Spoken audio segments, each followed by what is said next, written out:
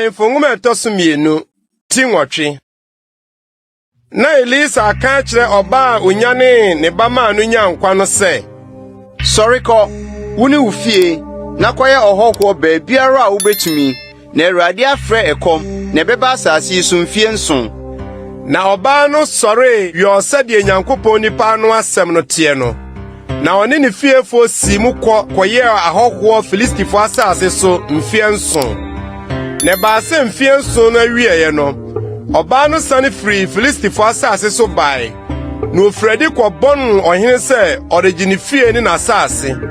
Nso na ohene ne Nyankopɔn nipa no abofra Gehasi rekasa se, "Kamenioma kese a Elisha ayo no e." Na oreka ohene sede onyane owufuo no. Hwe oba onyane ba ma no nya nkwa no ba bebon ohene se origini fie ni na asase.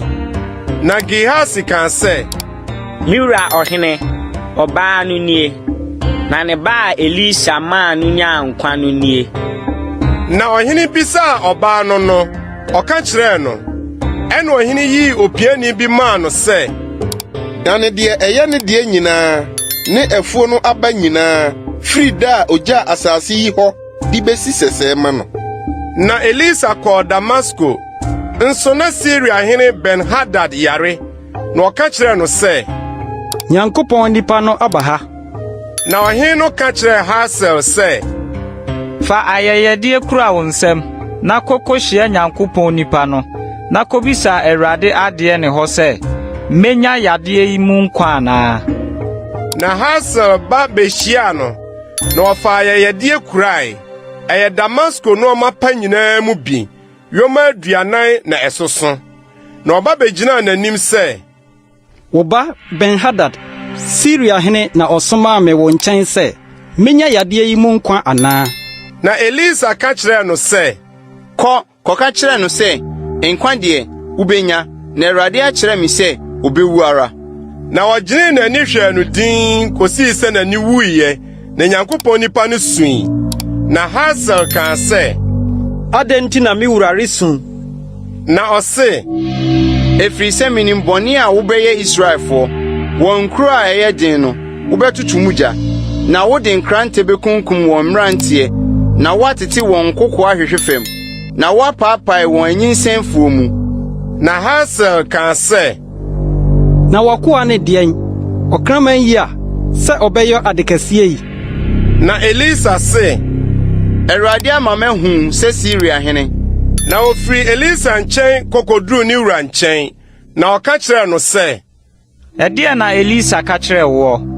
Na ɔse, Ɔka kyerɛɛ me sɛ, nkwa deɛ wubenya.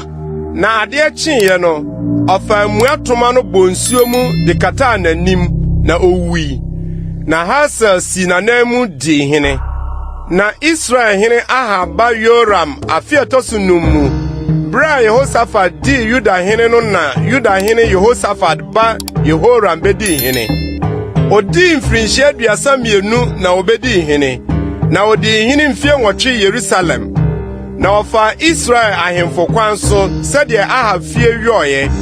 Efiri sɛ na ne yere yɛ Ahab ba. Na ɔyɛ Awurade ani so bɔne. Nanso na koa David nti, Awurade ampɛ sɛ wɔsɛe Yuda. Sɛdeɛ ɔka kyerɛ no sɛ, ɔbɛma no ne mma mu kanea na nyinaa. Ne bere so na Edom tee atua firi Yuda nsaseɛ. Na okosii wɔn so hene. Na Yoram twaa mu kɔɔ Sar. Na nteaseɛ nam nyinaa ka ne ho. Na ɔsɔre anadwo kokunkum Edomfo a wɔtwa ne ho ahyia ne nteaseɛ nam so asafohene no. Na nkurɔfo no dwane kɔɔ wɔn ntomadan mu. Na Edom te atua firi Yuda nsase de besi nnɛ. Ɛna Lebanon nso te atua brɛ no ara mu. Na Yoram ho nsɛm kaeɛ ne deɛ ɔyɔɔyɛ nyinaa, wɔantwerɛ no Yuda ahemfo brɛsosɛm nwoma no mu. Na Yoram ne n'agyanom kɔdae. Na osie no ka n'agyanom ho David kuro mu. Na ne ba Ahasia si n'anan mu di hene. Na Israel hene Ahab ba Yoram afe ɛtɔso 12 mu, na Yuda hene Yehoram ba Ahasia bedi hene. Ahasia di mfie 22 na obedi hene no. Na odi hene afe biako Yerusalem. Nane na din de Atalia oye Israel hene Omri ba. Na ofa Ahab fie kwan so. Na oye Awurade ani so bone se Ahab fie. Efrise na Ahab asene no. Na one Ahab ba Yoram kokone Syria hene Hazael queen Ramoth Gilead. Na Syria fo pira Yoram. Na wahene Yoram sane ba se orebese pra Syria fo pra no Rama. Bra wani Syria hene Hazael rekono Yesreel.